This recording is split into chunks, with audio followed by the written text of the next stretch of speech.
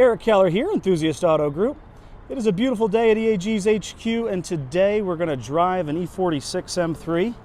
We're going to take a hot lap through EAG's workshop number 1, check on progress on a couple different fun cars going through the program, and talk about what makes this M3 special and unique. It has just 15,000 miles on it today and is one of the nicest stock M3s the market will ever see. This is a #1 condition car by all measures. I think one of the things I like best about the E46 M3 is just the overall confidence that it inspires in the driver. It is a very neutral car. There's not much that's going to surprise you in terms of feedback and or reactions. The car does what you expect it to do based on your inputs, and it really is an extension of the driver, which is one of the best parts about the driving experience. And you can drive a golf cart, a go-kart, anything that gives you confidence behind the wheel. That's fun to drive, and the more confidence you have, the more comfortable you are. The more comfortable you are, the more fun you're having. The more fun you're having, the more you're going to want to do it. And that explains why on a lot of the M cars they have such huge mileage, because they're just so much fun to drive. I mean, they're going to have big miles on them. And that is certainly the case, well, not the case with this M3. It has 15,000 miles. And that just means that it's got that much life left in it for the next guy to enjoy and basically have a second opportunity to own a new condition car. And, they're only new once. Or are they? This is certainly one of the nicer stock E46 M3s that we've had, and there's always little nuances like the armrest here. You can hear me put my arm on it, and I mean it's going to happen. It's a used car, but also it probably did that when it was new. But there's not a lot of nuances with the E46 platform. You've got some Vanos issues on the mechanical side of things. We've got some subframe issues. That was a pretty big problem, and one that BMW stepped up to rectify.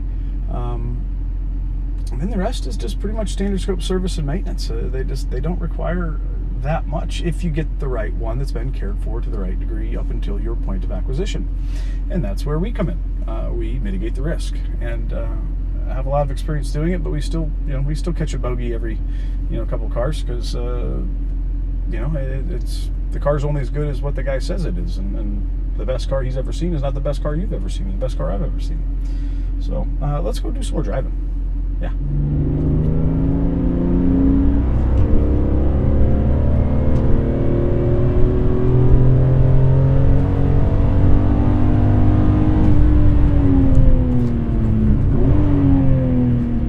EAG acquired the car from the second owner when it had just 12,000 miles.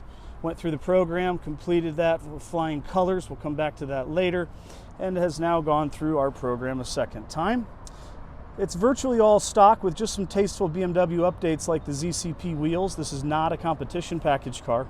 These were new out of the box that we installed for the first EAG client that we sold the car to down in Southern California.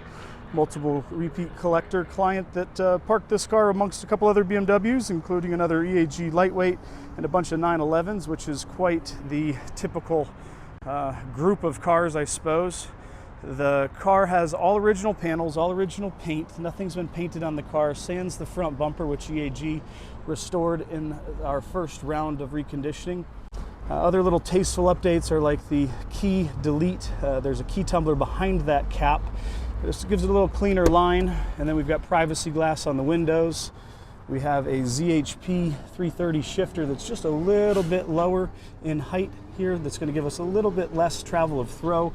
Of course, installed by yours truly with some updated navigation software as well. The interior speaks for itself pretty clearly. If a picture's worth 1,000 words, I think this video is worth every bit of that, maybe more. The rear seat, as everybody always says, has never been sat in. I hear that enough times it's kind of annoying at this point, because somebody had to clean that rear window at some point, and if they're like me, they were sitting in the back seat to clean that window. That's kind of just how you have to do it. But the point is, yeah, it's mint. The S54 drivetrain, of course, is, well, legendary in many ways. This engine sounds fantastic.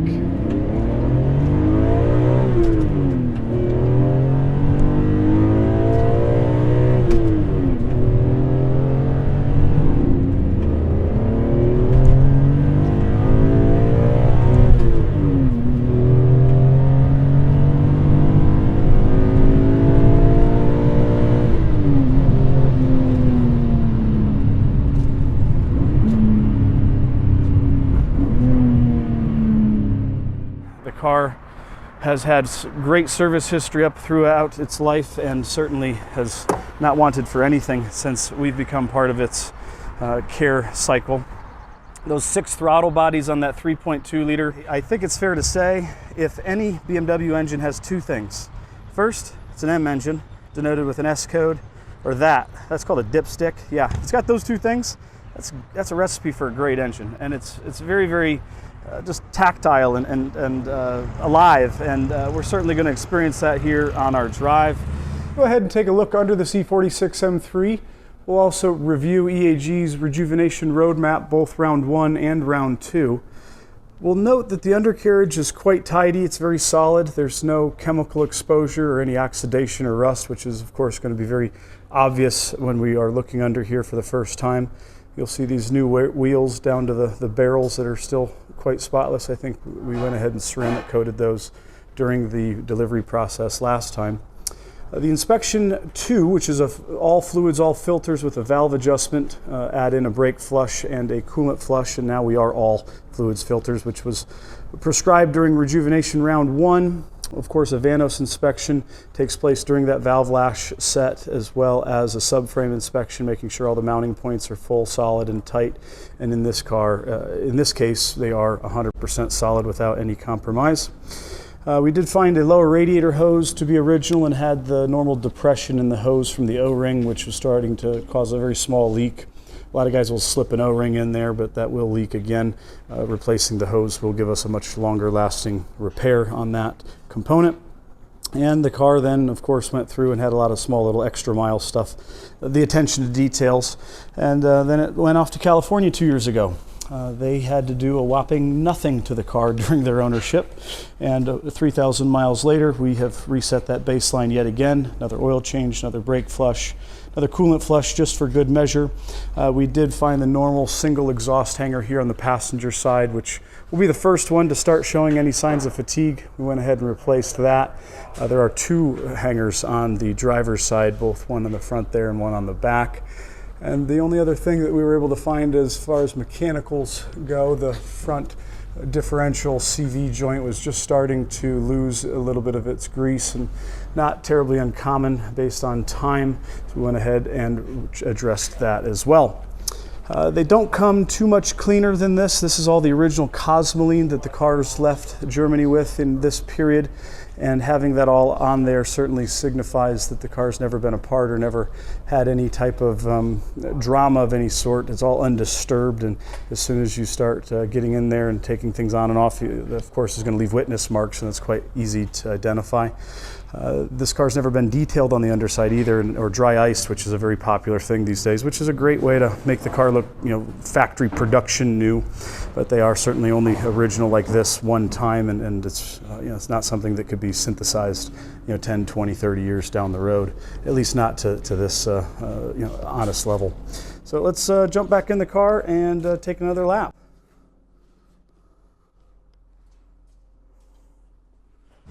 The condition real quick, there's some imperfections, but I'm not picking any up here in my eyes. The wheels are without flaw still. Original tires were on the car when the car arrived, and it had about 5.5 and 6 mil on those original Michelins. We've of course updated with some PS4s. The outer shoulders of these tires will denote that the car's not been trashed and thrashed in those 3,000 miles since it went through the program the first time. Lip spoiler, which was pretty much standard on most. You could get it with a lip spoiler delete. And in the trunk here, we've got the folding rear seats with the Harman Kardon audio and other options on the window sticker, such as the premium package and cold package and Titan shadow trim and xenon headlights and navigation. And it had the 19-inch polished wheels originally.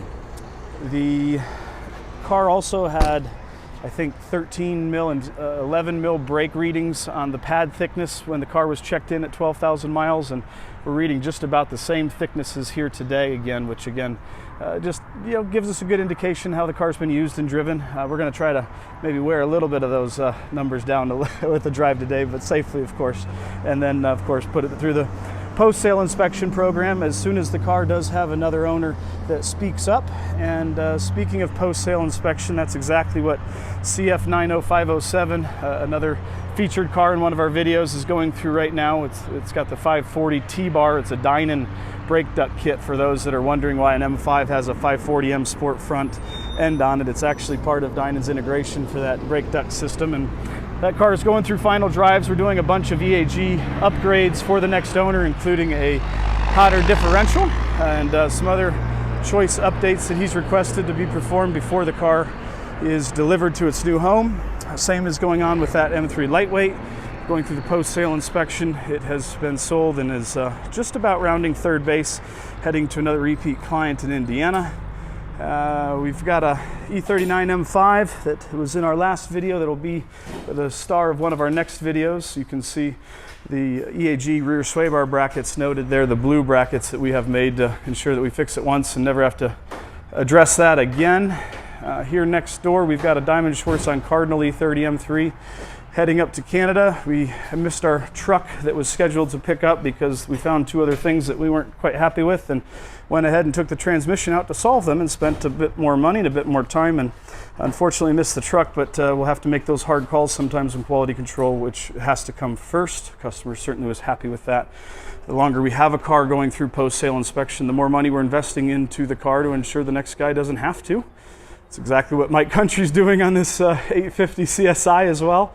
This car was sold before it ever even hit the market and has just about 35,000 miles. Alpine white, which is quite rare in an 850 CSI. I think less than 20 of those built. And we're going to go through, tighten up a couple of loose ends, and then it's going to be off to its next home. This is a Customer's Rejuve, another 850 CSI. It's obviously great to be able to have multiple of the same model in the workshop at the same time to really compare and contrast, and certainly ensure that every last detail is tight tolerance and up to spec. And finally, in this workshop, we've got a 1M. This is the 1M that we sold at Gooding at Amelia Island, and the client that bought it, or the enthusiast that bought it, and I ran into each other after the sale, and we got talking, and I offered to ship the car back, given that he didn't live too terribly far from Ohio. And he asked if we could maybe do some choice upgrades for him while the car was in our care, or on our truck, I should say. And so all those empty Dynon boxes, a lot of good fun stuff going on this 1M to take the performance level to the next level. Dynon intercooler just installed by Tim there. Thanks, Tim. So yeah, without further ado, let's jump in the M3 and go take a fun drive. I have to say, driving all of these cars every day is, well, yeah, I've said it before, it's the best part about my job.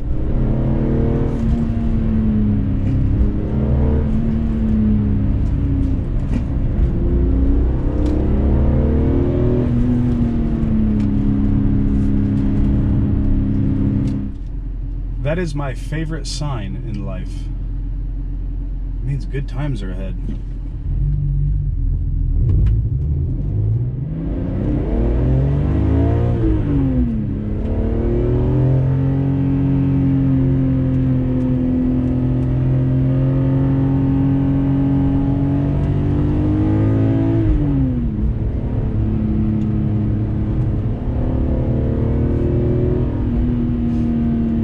Thanks for tuning in. Subscribe for more.